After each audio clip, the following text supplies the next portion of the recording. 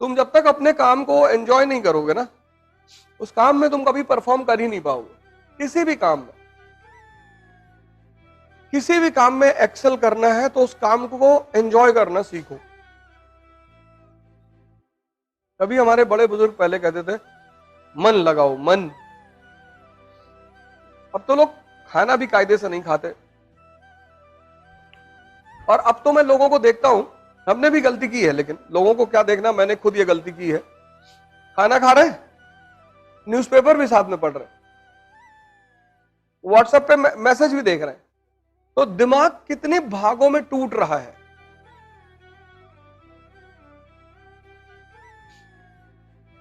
मतलब आपका दिमाग इतनी भागों में टूट रहा है कि आप अंदाजा नहीं लगा पाओगे कि आप अपने साथ क्या कर रहे हो। और ये टूटा हुआ दिमाग आपको किताब तो नहीं पढ़ने देगा, मैं गारंटी ले लूं। आप पढ़ ही नहीं पाओगे,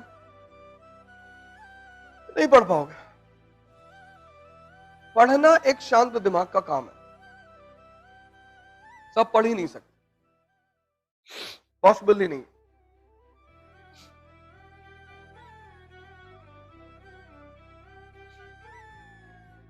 तो भारत में पुलिस डिपार्टमेंट का जो इतिहास है, मॉडर्न पुलिस डिपार्टमेंट का, वो शुरू होता है कॉर्नवालिस से। किसने शुरू किया? इससे पहले जो पुलिस लॉ एंड ऑर्डर की बात थी वो जमींदार देखते थे। जो गांव के जमींदार होते थे उनका ड्यूटी था लॉ एंड ऑर्डर को देखना। कॉर्नवालिस ने मॉडर्न पुलिस डिपार्टमेंट की स्थापना की। उसने पूरे शहर को, मान लो शहर है इलाहाबाद या कानपुर, तो उसको थानों में बांट दिया। रावतपुर थाना, गीतानगर थाना, गुरुदेव थाना, फजलगंज थाना। और फिर इन थानों में जो चीफ होता था उसको दरोगा बोलते थे। और इन सारे थानों के ऊपर एक बॉस होता था, उसको बोलते थे सुपरिंटेंडेंट ऑफ पुलिस। और इस डिपार्टमेंट का गठन किया गया था, अंग्रेजों ने किया था, अपने इंटरेस्ट की पूर्ति के लिए। जो भी मना करेगा, सरकार के विरोध में जाएगा, ये उसको यूज करेंगे, मारेंगे उसको। कर्जन जब भारत आया तो उस वक्त स्वदेशी मूवमेंट की नींव पड़ रही थी। कांग्रेस में मॉडरेट के साथ साथ एक्सट्रीमिज्म भी पैदा हो रहा था। तो इसको अब एक मजबूत पुलिस डिपार्टमेंट की जरूरत थी।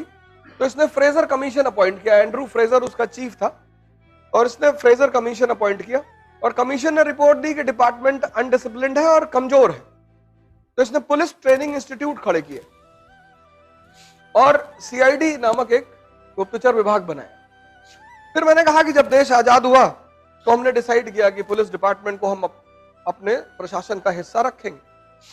इस देश में अगर 24 घंटे पुलिस को हटा लिया जाए, हमारा आपका जीना मुश्किल हो जाएगा, नहीं रह पाएंगे। ये जो आपको लगता है कि पुलिस हमारे साथ बदतमीजी करती है, कितने लोग हैं जो पुलिस वालों को देखने के बाद उनके मन में यह भाव पैदा होता है कि ये लोग हमारी रक्षा करते हैं? शायद ही किसी के मन में होता हो। और ऐसा कौन सा डिपार्टमेंट है जो आप जाते हैं तो आपको गोद में उठा के आपका काम करता है? कोई है? पुलिस वालों के प्रति एक इज्जत का भाव सबको डेवलप करना पड़ेगा। बड़ा ऑफेंडेड फील करते हैं वो। आप खुद सोच के देखो कि आप अपने घर के लिए सब कुछ करो और उसकी कोई एक्सेप्टेंस ना हो। जैसे आप क्यों चाहते हो आपका सिलेक्शन हो जाए? क्योंकि आप मेहनत कर रहे हो। बिना सिलेक्शन के कोई मानेगा ही नहीं कि आप मेहनत कर रहे थे। कोई मानेगा? तो जो काम आप करते हैं, आप चाहते हैं उसकी एक्सेप्टेंस समाज में हो। 24 घंटे पुलिस वालों को हटा लो, सड़क पे चलना मुश्किल हो जाएगा। कोई जी नहीं पाएगा प्रदेश में, देश में। और फिर हमारा नेगेटिव एटीट्यूड इनके प्रति, उसमें उनकी गलती नहीं होती, उसमें भी उनकी गलती नहीं होती। 99% चोर बदमाश इन्हीं से दिन भर उनका पाला है। तो अगर वो चोरों से ऐसे बात करें कि और भाई साहब आपने कहां चोरी की कल रात, फिर क्या होगा? एक पिक्चर आई थी यशवंत, उसमें इस थीम को, इस चीज को दिखाया गया था। यशवंत में नाना पाटेकर उसमें है। तो उसमें एक पत्रकार आता है कहा मैंने सुना यशवंत लोहार लोगों को मारता बहुत है, बहुत बदमाश पुलिस वाला है। तो कहता ठीक है कोई बात नहीं, आप किस लिए आए हो? कहता मेरा कैमरा चोरी हो गया।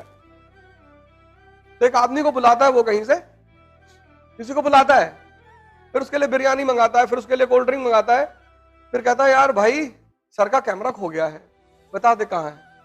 कहता साहब हमको नहीं मालूम। फिर उठ के मारता एक हाथ खींच के, कहता साहब डब्लू के पास है बगल वाली गली में। तो फिर वो उस पत्रकार से कहता है कि मेरा ही नाम यशवंत लोहार है और तुम्हारी तरह अगर मैं बोल इस तरह काम करूंगा तो मेरी सारी सैलरी चली जाएगी बिरयानी खिलाने में लोगों के, और तब भी कोई नहीं बताएगा। पुलिस विभाग को इस देश के, इस समाज के, इस प्रदेश के नेगेटिव व्यक्तियों से जूझना पड़ता है, इसलिए उनके अंदर धीरे धीरे नेगेटिविटी आती है। लेकिन जब आप उनको सम्मान देंगे ना, जैसे कहीं पुलिस वाले आपको रोक ले, बाइक आप जा रहे हैं, गाड़ी पे जा रहे हैं, आपके पिताजी डीजीपी हैं, आप उधर के सर बोल दीजिए, अरे भाई साहब नमस्कार। उतने में तो पुलिस वाला 100 रुपए निकाल के दे देता है, भैया जाओ। मैं अपनी टेस्टेड बात बता रहा हूं। भाई साहब नमस्कार। हाँ जी क्या हुआ जी? तो क्या भाई साहब चेकिंग चल रही? नहीं नहीं जी आप जाओ। जैसे आप इज्जत के भूखे हो, प्रेम के भूखे हो, वो नहीं भूखे हैं। यही पुलिस वाले रक्षा करते हैं और इन्हीं पुलिस वालों को सब गाली देता है। सोचो आप उनके दिमाग पे, उनके मन पे क्या बीतती होगी। तो मैं आपसे रिक्वेस्ट करता हूं कि कम से कम आप जब भी उनसे मिले, भगवान ना करे आप उनसे डेली मिले, लेकिन समाज में रहते ही अदा कदा सामना हो जाता है।